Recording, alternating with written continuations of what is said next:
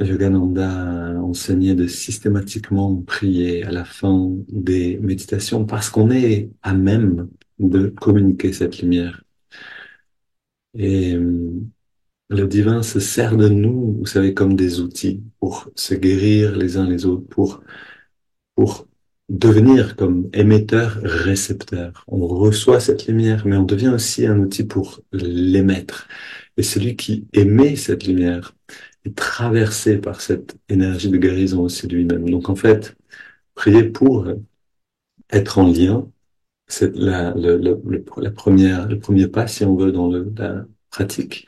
Et ensuite, prier pour les autres. Et comme ça, on devient émetteur et récepteur. Émetteur, récepteur et émetteur. En fait, je fais ce mouvement parce que c'est l'endroit par lequel l'énergie rentre, c'est-à-dire la nuque ici est l'endroit.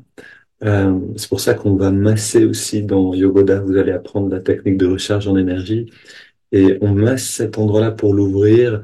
Et quand on inspire, vraiment faire rentrer cette énergie. Et dans les ohms, on va expirer sur le home et sentir que cette énergie hop, continue à travers nous vers les personnes qu'on souhaite soutenir.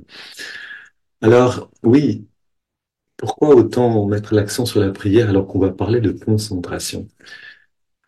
D'une certaine manière, parce que justement, notre capacité à nous concentrer pour qu'elle serve à quelque chose, a besoin de devenir un outil de guérison, à la fois pour nous et pour les autres.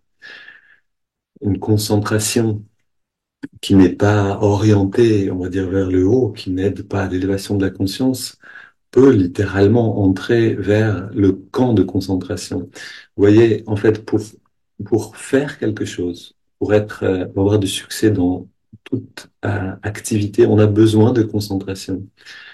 Pourquoi? Alors, laissez-moi juste terminer avec pourquoi je parle de concentration, parce que cette capacité à se concentrer euh, nous donne de la force, nous donne de la puissance, nous donne de l'influence. Et en fait, quand on a cette influence et cette force, on peut agir et avoir un impact sur le monde qui devient très fort. Cet impact peut être très négatif, comme ça a été le cas pour Hitler, par exemple, ou pour d'autres encore qui avaient beaucoup de puissance, de pouvoir, de capacité à agir et à aller au bout de leurs actions avec une grande force de concentration. Mais cette force peut aussi être, bien sûr, très positive. Et la seule différence, finalement, entre un tyran, si vous voulez, dans le pire sens du terme, et un saint, c'est dans quelle direction est orientée l'énergie, la concentration et la conscience. Et donc, prier, être en contact avec cette grande conscience et aussi avec les représentants, si vous voulez, de cette grande conscience qui sont là pour nous aider à trouver le lien, à ressentir le lien et à le vivre dans notre vie de tous les jours, c'est quelque chose qui va main dans la main avec l'approfondissement des techniques et la croissance de notre capacité à la concentration. Si les deux choses ne vont pas main dans la main, ça peut arriver, on peut arriver à des désastres, littéralement à gagner beaucoup de force, mais à aller à utiliser en fait cette force simplement dans des directions qui ne nous élèvent pas. Et je pourrais témoigner de ça abondamment. Je suis allé dans cette impasse avant de rencontrer des enseignements qui soient vraiment porteurs. C'est-à-dire pour moi vraiment comment dire, le déclencheur. Donc, mais je peux vous euh, parler de ça peut-être un petit peu plus tard. Donc, oui, on trouve une phrase que j'aurais beaucoup aimé vous lire dans l'autobiographie d'un yogi, mais je ne trouvais pas la citation euh, à l'instant. Donc, c'est dans un passage, euh, Yogananda est chez son maître et son maître reçoit, donc Yukteswar, Swami Shri Yukteswar reçoit des pandits, des gens très, très érudits, mais qui n'ont pas vraiment d'expérience de ce dont ils parlent. Donc, c'est des gens qui vont connaître les Écritures par cœur. Donc, on peut dire des théologiens, si vous voulez, qui disent oui, Dieu, ça fonctionne comme ça, etc. Mais qui eux-mêmes ne vont pas dans l'expérience de la béatitude divine. Et donc, une fois, Swami Sri Yukteswar disait à un de ses pandits, il lui disait, observez vos pensées pendant 24 heures sans discontinuer et vous comprendrez pourquoi Dieu en est absent. Observez vos pensées pendant 24 heures sans discontinuer et vous comprendrez pourquoi Dieu en est absent. Alors c'est la citation dont je me rappelle, c'est à peu près ça. Et voilà quelque chose qui, en fait, nous met face à la, à- comment dire, le vrai obstacle pour tout méditant, dont j'ai entendu parler aussi dans les forums de cette semaine, c'est le brouillard mental. C'est-à-dire qu'on est là, on veut rentrer dans la méditation, on essaie de se détendre un petit peu, de se concentrer, puis il y a une pensée qui vient, puis une autre, puis une autre. Et finalement, on peut rester simplement ici dans le brouillard du mental, à non pas méditer, mais à penser à des choses. La méditation, en fait, est un amplificateur. C'est comme vraiment un... Elle prend ce qui est présent ici en nous et elle l'amplifie pour que l'expérience en devienne forte. Et donc, si on est dans un brouillard et qu'on reste seulement dans ce brouillard, euh, l'expérience va être une sorte d'amplification de ses pensées. Donc, on a besoin d'apprendre à reconnaître quand on sort de ce brouillard, même si c'est pour une demi-seconde, c'est déjà une grande victoire, et construire à partir de là, que ça devienne une seconde entière où je peux sentir simplement la sensation du souffle, puis 2 secondes, puis quelques secondes. Et c'est vraiment, je parle de secondes parce que c'est vraiment là où on commence. C'est-à-dire, au début, euh, respirer sans penser à quelque chose d'autre, c'est un grand défi. Essayons de le faire ensemble. On ferme les yeux et je vais vous donner une petite technique que j'utilise pour la concentration. On ferme les yeux, on a le dos dressé, détendu. On prend une grande inspiration et puis on expire avec le son Ujjayi. Peut-être que vous connaissez, c'est comme quand on expire et qu'on fait un A chuchoté, mais on fait ça par les narines. Donc ça donne, si je me rapproche un peu du micro,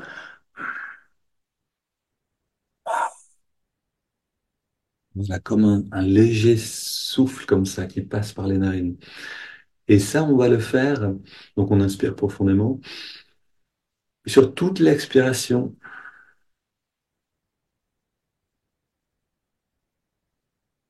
on a ce son qui accompagne. Voilà, je ne peux pas ici vous montrer très en détail, c'est prendrait trop de temps, mais si vous voulez savoir ce que c'est Ujjayi, vous rentrez Ujjayi, Ujjayi, sur Google et vous allez trouver.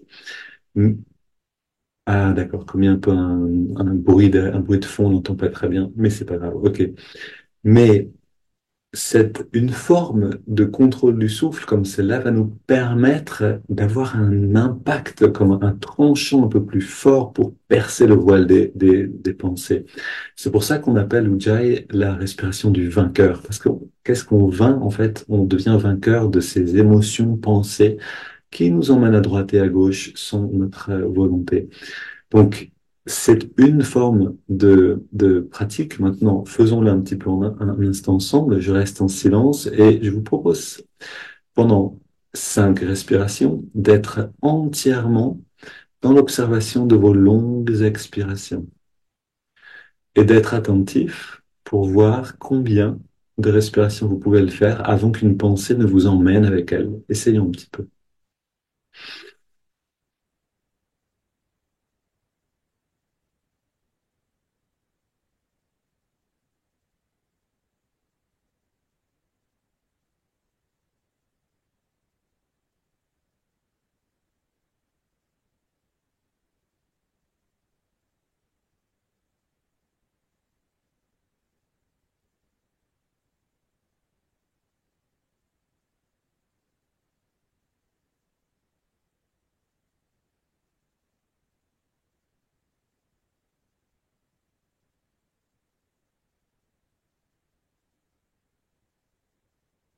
Ok, c'était 5 respires. Maintenant, faisons le point. On a vu un petit peu ce qui s'est passé. Écrivez-le dans votre journal intérieur, si vous voulez.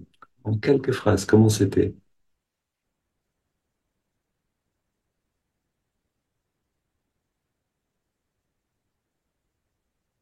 Et ce que je vous propose, si quelqu'un veut partager son expérience, alors de manière très succincte, pour qu'on puisse avancer en quelques phrases, alors volontiers. Vous pouvez simplement allumer le micro et dire, voilà, comment vous avez vécu la chose. Oui, Oui, alors Marie. au bout de trois respirations, ça a commencé. Ok. Donc ça a commencé, une pensée qui a commencé à Oui, t'emmener avec elle. c'est ça. Ok. Trois, c'est déjà énorme. Pour moi, là, Ouais. c'était au bout d'une demi-respire où j'étais déjà pensé à ce que je devais dire. Je t'écoute, Lise, on t'écoute. Oui, moi aussi j'ai commencé à avoir une pensée à la première respiration, mais tout de suite je suis montée à l'ajna, tu vois. Ouais. Tout de suite, par contre, je me suis mis dans le troisième œil, et après, nickel pour les autres. Ok. Super. Voilà. Ok, merci. Donc oui, si en fait, voilà quelque chose vraiment de précieux. Quand on voit le brouillard, on se renforce. C'est-à-dire, pour moi aussi, j'ai vu cette pensée qui venait à la première demi-respire. Je me suis dit, waouh, non, quand même, ça fait un peu tôt. Je veux pas me laisser emporter tout de suite. Et le fait de voir que je commençais à me laisser emporter me permet de voir la prochaine pensée qui est venue à la deux ou troisième et de la laisser passer. Donc, il y a vraiment un comprendre que le brouillard est là, le voir va nous aider énormément à le percer. Si quelqu'un d'autre veut partager volontiers pour un dernier partage, puis on va continuer ensuite. Bernadette, tu parles, mais je ne t'entends pas. Je ne sais pas si ton micro fonctionne bien.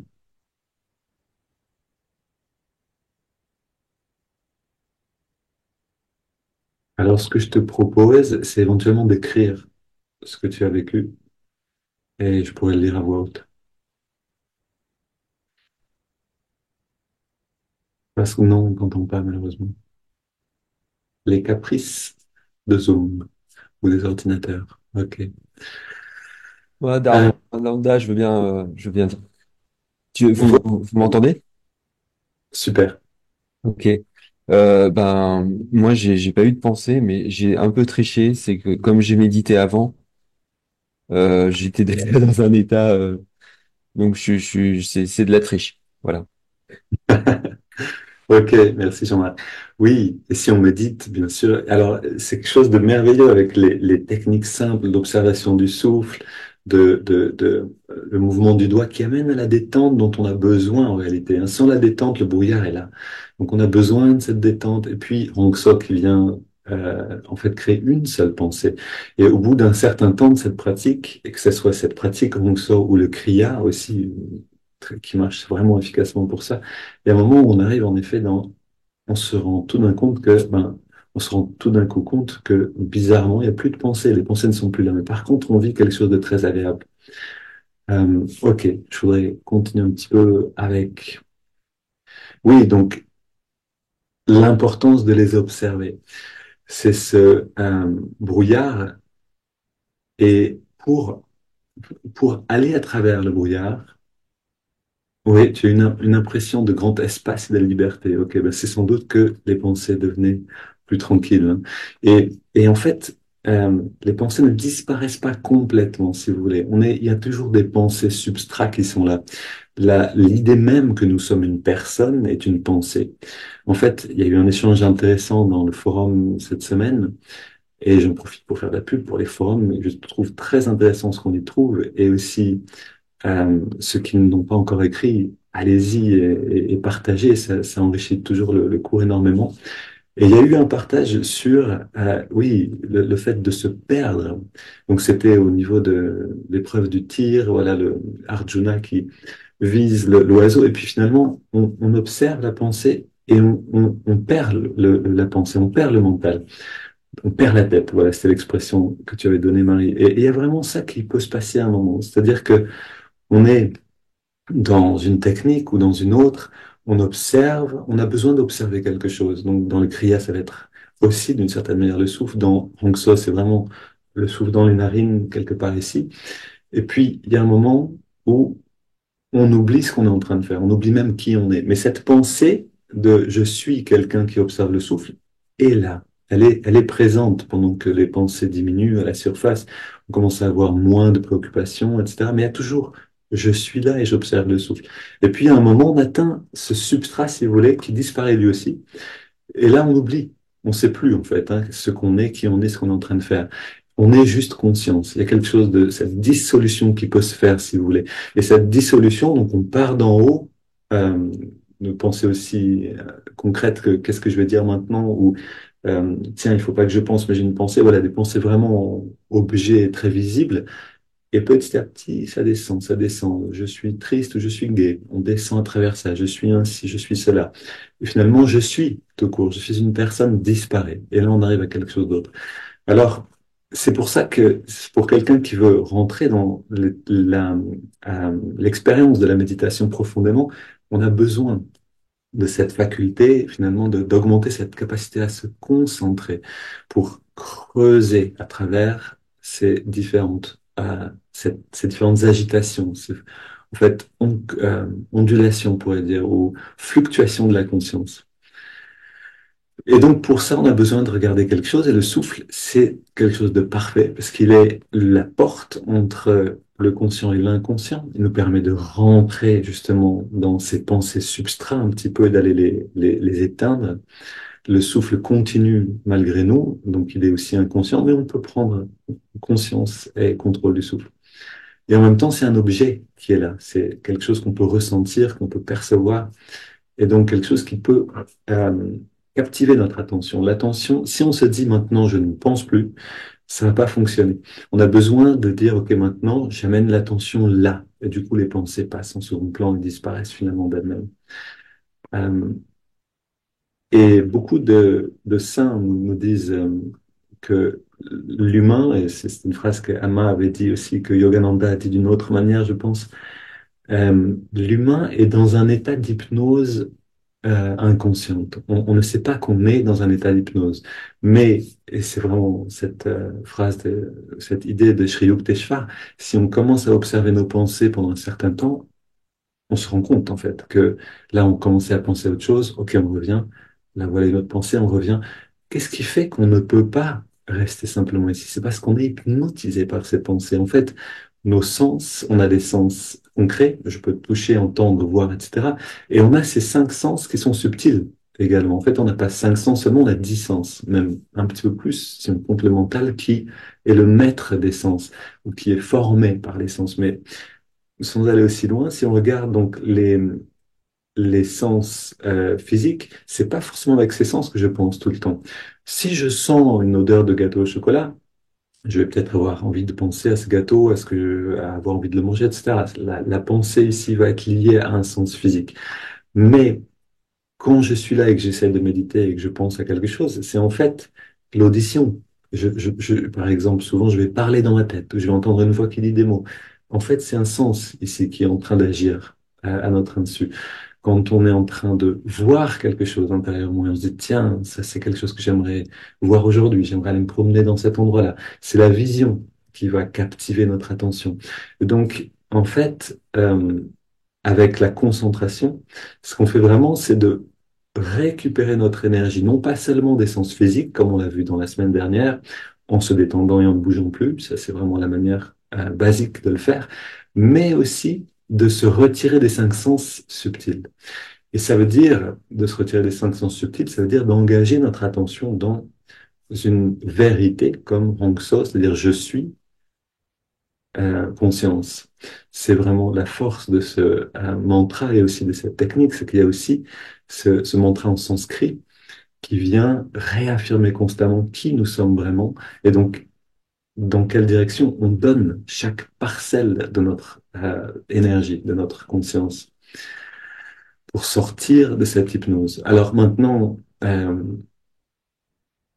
sortir de l'hypnose en soi, c'est une belle expérience, mais comme je te disais tout à l'heure, ça ne suffit pas. C'est-à-dire, on a des personnes qui savent sortir de l'hypnose, du brouillard mental, et qui vont devenir super efficaces, qui vont... Vous savez, il y a tout un mouvement en ce moment, c'est vraiment intéressant, avec beaucoup de personnes qui font des podcasts sur YouTube et qui inspirent les autres et tout ça. Et en fait, l'humanité, c'est ce que nous dit Sri Yukteswar, est rentrée dans l'ère de l'énergie. Et savoir que l'énergie est à la base de la matière amène à manier cette énergie. Et c'est finalement le maniement de cette énergie qui nous permet d'atteindre des consciences plus grandes. Alors, on est encore peu, je dis sur Terre, on est encore peu dans la conscience qu'on a besoin de se relier à une dimension divine, à une grande conscience. Mais on est globalement dans cette conscience que oui, que l'énergie est la base de la matière et qu'on peut utiliser cette énergie, panneaux solaires, etc., pour mieux vivre. Mais on peut aussi l'utiliser intérieurement pour atteindre des états de bien-être ou de conscience un peu différents. Et donc, cette concentration et ce sortir du brouillard va nous amener dans une capacité à être inspiré, à être endurant, efficace, clair dans les pensées, à avoir une interaction peut-être d'une autre qualité. Ok, c'est des choses que beaucoup de personnes sur YouTube témoignent et partagent et disent voilà, vous pouvez faire comme ça et comme ça et vous pouvez. Donc la concentration va nous amener en fait dans cette direction-là si on peut euh, comment on dit, harness en anglais, si on peut atteler, on pourrait dire, toute la puissance de notre énergie dans une direction. Les chevaux des cinq sens, les chevaux des cinq sens subtils dans une direction. Et là, on peut avancer en effet avec force. Cette force de concentration peut se retourner à 100% contre nous. Peut devenir en fait l'objet de notre chute. C'est le cas d'un dictateur, de quelqu'un qui entraîne la mort de nombreuses personnes, qui entraîne la destruction en utilisant cette force de concentration pour en réalité assouvir ses désirs. Si cette force est utilisée pour assouvir nos désirs personnels, alors la chute est inévitable. Donc c'est pour ça que voilà, on a besoin en fait de rentrer dans la compréhension de la spiritualité avec beaucoup de profondeur et comprendre les pièges sur le chemin pour les éviter avec certitude. On ne veut pas prendre le risque de gâcher des incarnations d'une certaine manière, de se perdre et de faire du mal aussi.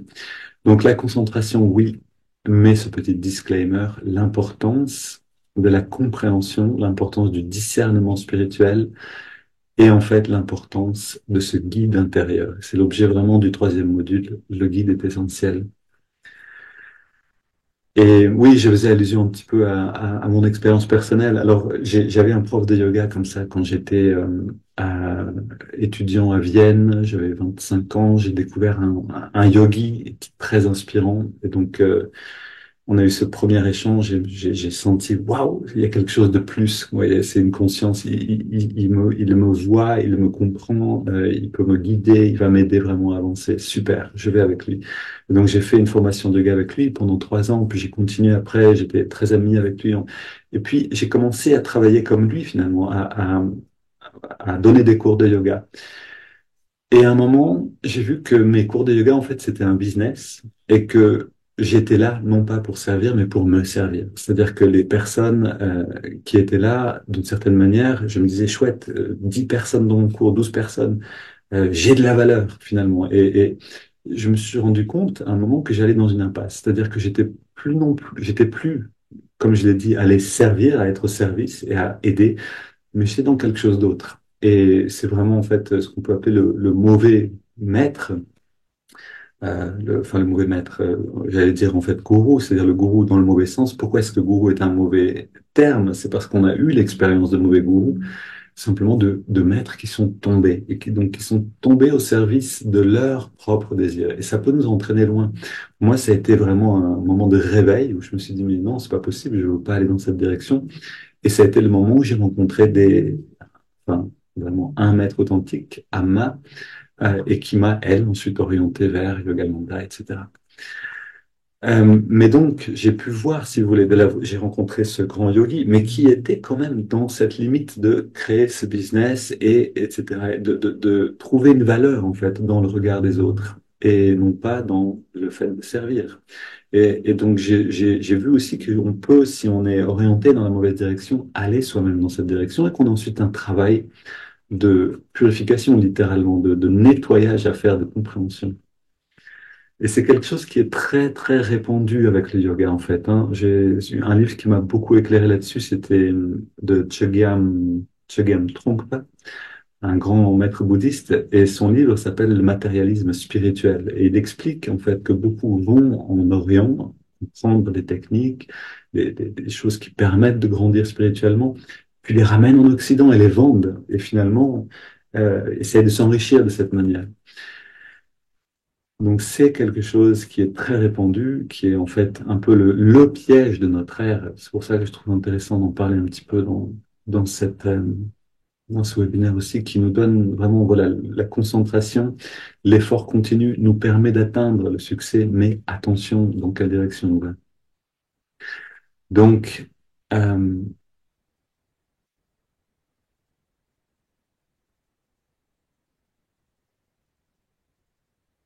oui, pour terminer,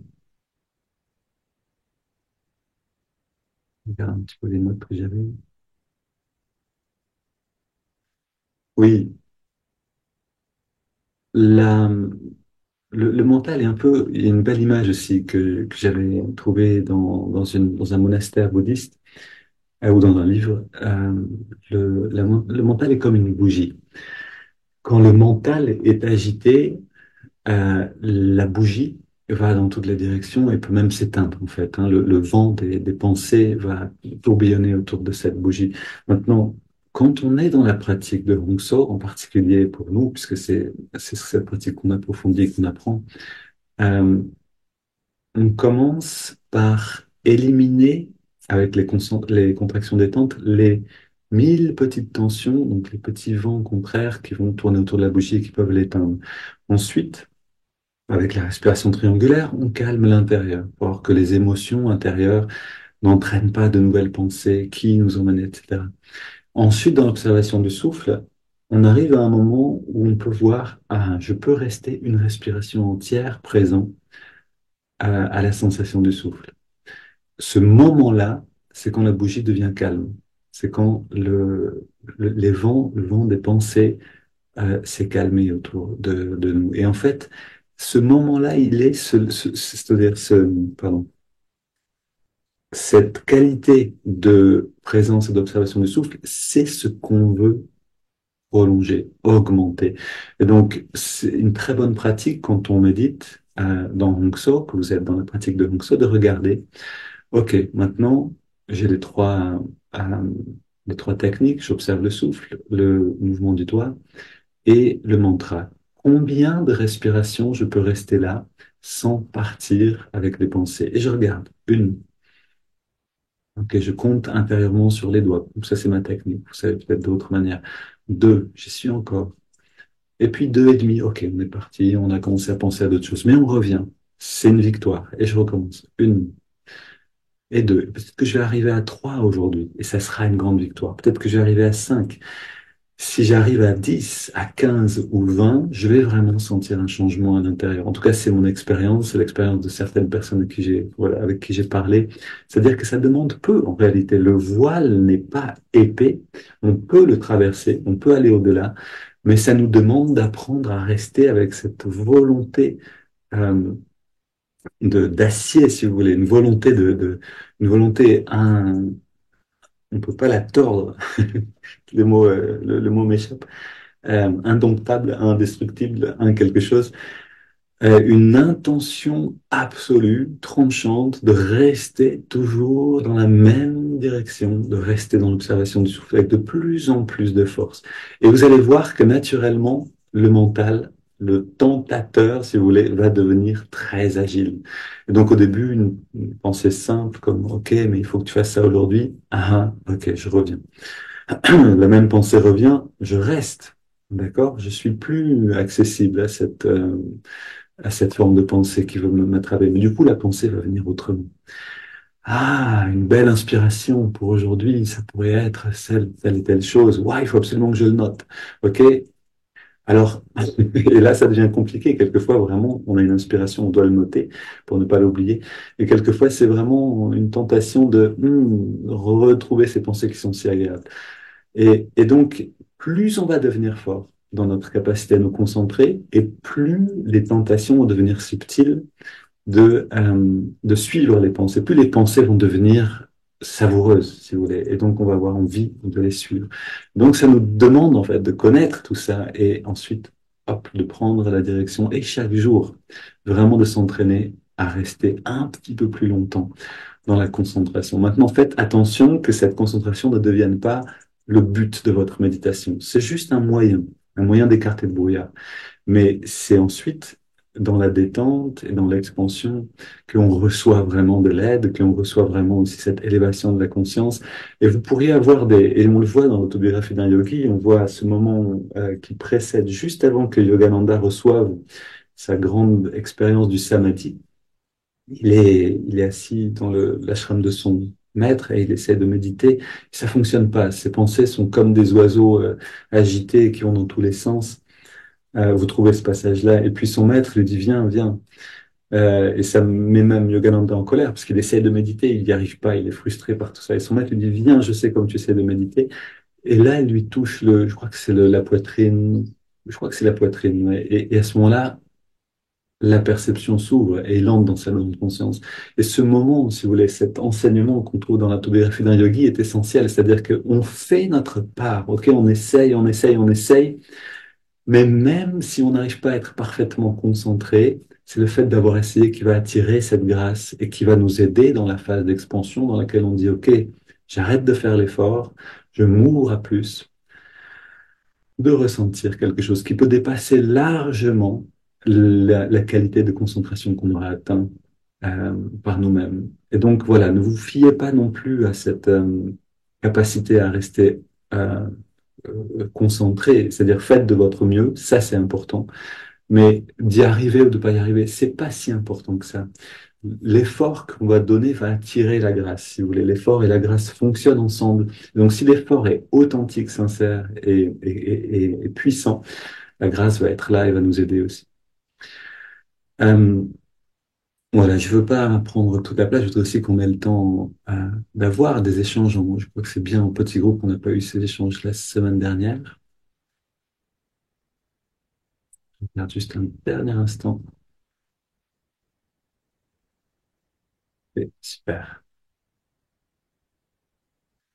Donc, ce qu'on est en train de faire maintenant ensemble avec les petits groupes, que Alba est en train de préparer à l'instant, c'est ce qu'on fait dans les forums, simplement. Et donc, voilà, c'est pour ceux qui n'ont pas encore écrit dans les forums, profitez-en, allez voir, on a des très beaux... ouais, merci à toi aussi, Sophie. Une belle journée à toi. Euh, donc, on a des échanges merveilleux dans les forums. Et ce qui est intéressant, c'est que quand on écrit, on a beaucoup plus en fait d'attention dans ce qu'on est en train de dire. On formule, on retravaille un petit peu jusqu'à ce que et ce travail de formulation nous élève énormément parce qu'on devient, on amène beaucoup de conscience sur des choses qu'on vit à l'intérieur et qui sinon peuvent rester un petit peu plus ou moins conscients. Quand on échange et qu'on a le retour de l'autre, en plus on a l'attention de l'autre, ça peut vraiment nous aider. Donc voilà, je vous encourage encore à utiliser ces forums et parce que c'est une chance maintenant, mais qui va passer, c'est-à-dire que le cours va se terminer un jour, mais c'est maintenant présent. Et donc, ce qu'on va faire maintenant, c'est simplement aussi ce qu'on fait sur les forums, c'est de se poser cette question, euh, où en suis-je avec la pratique de la concentration? On a ces différentes étapes, on a la préparation avec les techniques, on a la concentration et puis on a l'expansion avec le fait de se détendre et de ressentir. Comment je vis cette pratique de la concentration? Est-ce que je me réjouis de rentrer dans la concentration? Est-ce que concentration, c'est un terme qui est un petit peu les sourcils froncés, l'école, l'effort qu'on n'aime pas faire? Est-ce que c'est lié à ça pour moi? Où est-ce que j'arrive dans ma pratique en général? Quels sont voilà, jusqu'où je peux aller dans cette pratique de la concentration? Et si j'ai l'impression d'être en échec constant avec la concentration, ok, j'ai l'impression de pas du tout pouvoir me concentrer. C'est aussi une manière d'avancer, de voir où on est maintenant. Donc je vous propose ces quelques questions